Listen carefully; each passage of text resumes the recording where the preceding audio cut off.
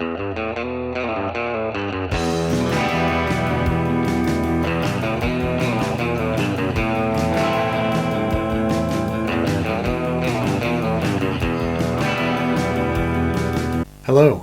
I'm Howard, and welcome to Spiritual Shorts, 5 to 10 minute videos on faith and life from a uniquely Swedenborgian perspective. This episode is typical of the more casual reflections on faith and life that I plan on producing for midweek release. I'm going to be talking today about how faith develops within us, usually over a lifetime, and it's grounded solidly in life experiences. So it's great to have you join me, and welcome to Spiritual Shorts. Like most of you watching this, I and my family are still processing what is happening to us in the current situation surrounding coronavirus. With self-isolation, travel bans, Zoom meetings, and even running from shop to shop looking for toilet paper, there's some new normal setting in. But back in early March, a month and a half ago at this point, my 15-year-old son came home from school and announced that all school sports had been canceled.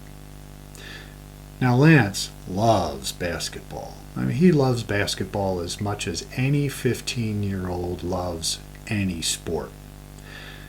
I could understand and hear clearly the disappointment in his voice.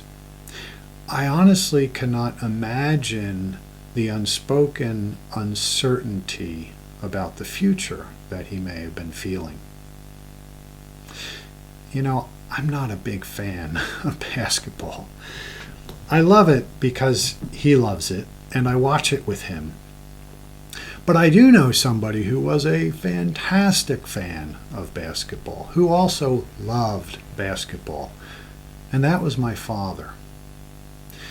Hearing the disappointment and possibly unspoken uncertainty about the future in my 15-year-old son's voice, it made me think about my father.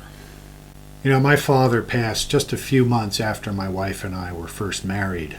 He never got to know any of his grandchildren. He died too young. He was 65. But he was born in 1926.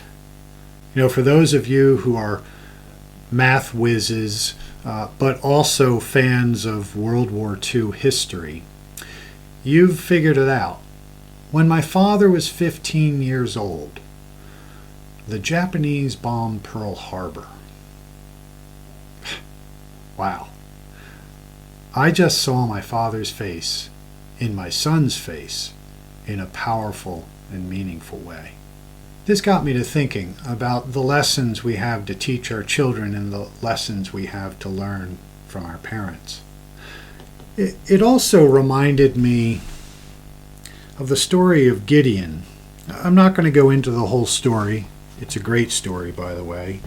You'll find it in Judges, the book of Judges in the Bible. But it reminded me very specifically of a verse that I don't know why it just sticks in my head. I'm going to read this to you.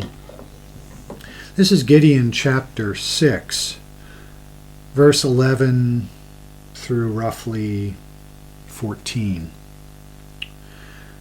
The angel of the Lord came and sat down under the oak in Ophrah that belonged to Joash the Abiezrite, where his son Gideon was threshing wheat in a winepress to keep it from the Midianites.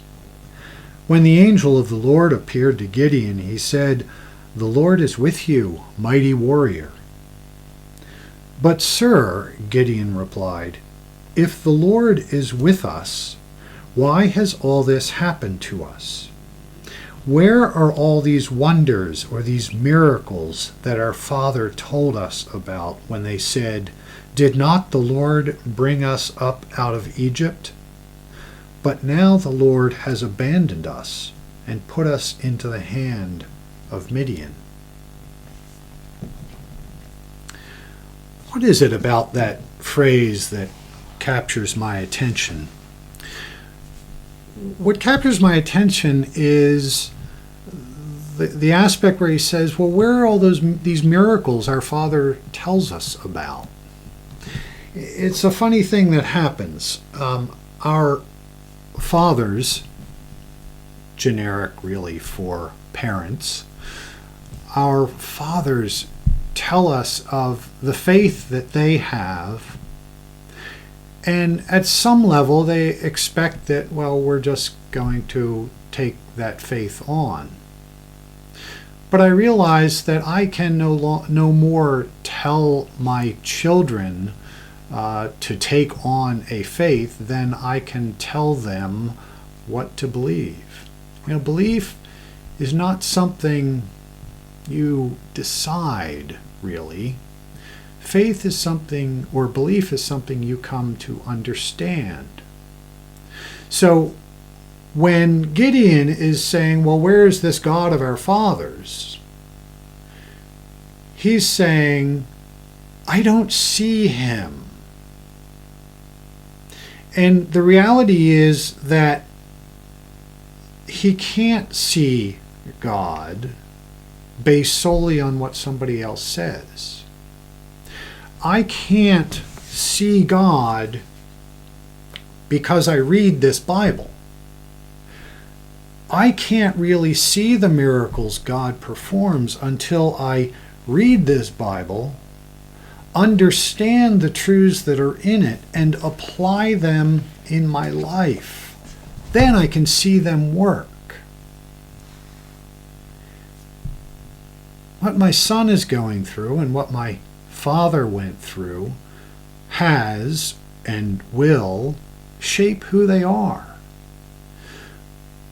But a lot of it is they have to go through it on their own with the knowledge that they have, and on the other side of it with the knowledge that they have of God, or the knowledge that they have of the Lord, and that which they tried to apply in their life during those difficult times, they'll come to also see the miracles that their fathers spoke of.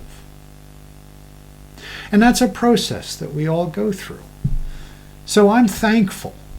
I'm thankful for this current situation and the opportunity to see that working of God in a person's life in such a personal way. And I'm also really thankful to see that connection between my father and a grandson he never knew. Hey, thanks for joining me. I hope you found this to be useful as you navigate this difficult time as well. God bless you. I hope you enjoyed this episode of Spiritual Shorts, 5 to 10 minute videos on faith and life from a uniquely Swedenborgian perspective. And if you did, please press the like button. If you'd like to see future episodes, you can subscribe by clicking the subscribe button.